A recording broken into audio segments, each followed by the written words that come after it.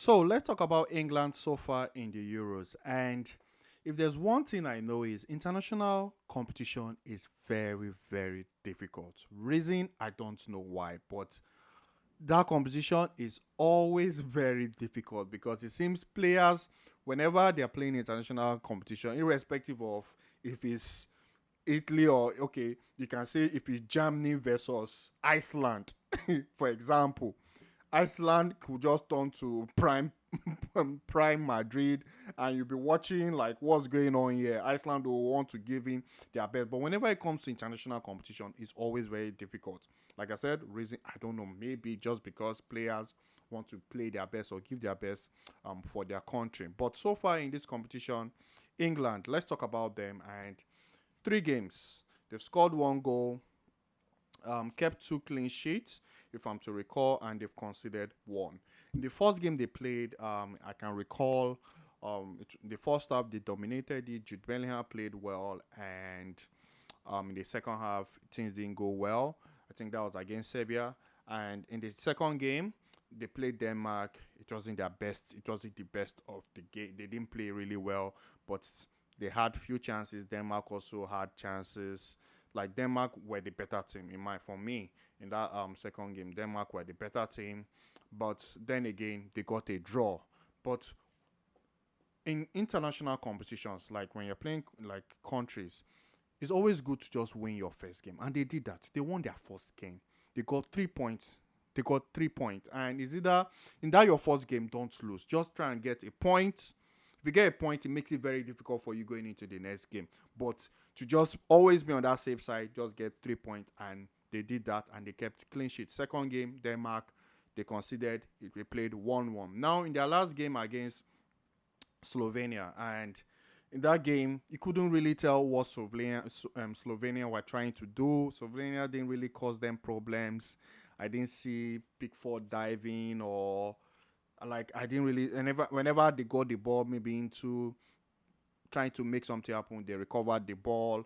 But England couldn't create anything because, of course, Slovenia also were good defensively.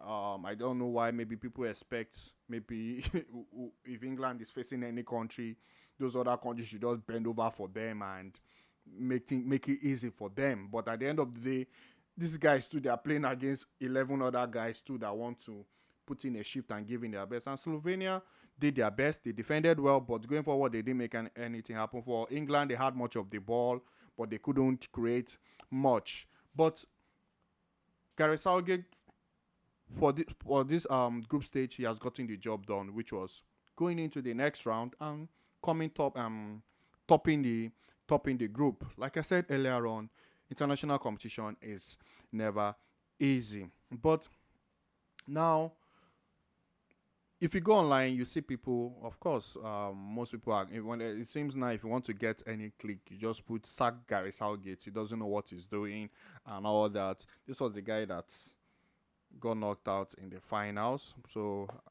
how we got there, I don't know how we got there. I'm guessing it's still with the same ideologies and principle with his own beliefs that got him there. They got out. They went out on penalties against Italy. And so far in this competition, yes, England are not attacking because they have good players that are good attacking players. But whenever they come up against um, teams, they are not able to break them down. Of which, like I said, maybe people should also understand that this team they are playing against countries too that have players that want to give in their best and won't make it easy. So I don't know. Maybe there's this belief that whoever England face, the other team should just bend over for them. But talking about Gary Southgate, one thing I want to say is I don't understand. Like I find it, I don't. I would like to say I don't understand, or I'll say I find it very funny where people are expecting attacking kind of football from Gary Southgate. Gary Southgate is a British man, and I'm just going to talk for my own what I know. If I tell you what is British football, what I know, British football is a big man at the front playing low block, trying to take advantage of balls going into the box or corner kick. And British football is not fullbacks inverting or maybe centre back coming into midfield. That is not British football. Or tiki taka. That is not British football, from what I know, because British football is what the likes of Sean Dyche, David Moyes, Sam Allardyce. That's what they do. And you see, it seems people are expecting Gary Southgate to be a Pep Guardiola or a Jurgen Klopp. I don't really understand, because he's a British man and he's going by what he learned and what he knows. And there's no one way to win football games. There's no one way to win it. But expecting him now to attack, hardly you see British players, British managers that are very attacking minded. Most of them are usually more of a counter attack, like Azor and hit on the fast break. Hardly you see British managers that are attacking minded, honestly. And like I'm saying, whatever works for you, if you can get the job done at the end of the day, is the result that matter. If you want to play low block, and hit on the fast break, sure, as long as if you get the job done. And my own personal opinion, I don't feel expansive attacking kind of football works for club competition. Honestly, I feel this British style is what actually works for for country competition, for like international tournament, whereby you don't really give the other team space. You just make it difficult for them, and when you get the opportunity, you hit them on the fast break. That kind of style of play per se, but playing expansive, I think playing like the likes of Germany and Spain, I feel is very, very, very, very risky, because you can come up against a team like England that will make it difficult for you. You go into penalties and you go out. Yeah, they make it difficult, and you just play 0-0, go into extra time, and when you play penalties, you're out. So talking about Southgate and people expecting him to play attacking kind of football, that's where I don't understand. But if you want to criticize him in the sense that, oh, he's playing players, he's not picking the right players, or playing players out of position, like Phil Foden is not really working for him on that it's not really working for him on that left hand side. Then maybe Trent should play right back. Then maybe so far John Stones and the other guy, they've been excellent. But I remember Walker can play centre back, because if he wants to play three at the back per se. But you can criticize him in that aspect. But expecting him to play attacking kind of football, when I don't think Southgate is an attacking kind of manager. And also, like I say, what is British football? To me, I don't think British football is not in fullbacks inverting. British football is not fullbacks coming into midfield or centre backs going into midfield. That, I don't think that's British football. All I know British football is having a big guy up front, crossing the ball into the box, or taking advantage of corner kicks, absorbing pressure, playing counter attack, like what the likes of Luton, West Ham, Everton, these teams, what they usually play, like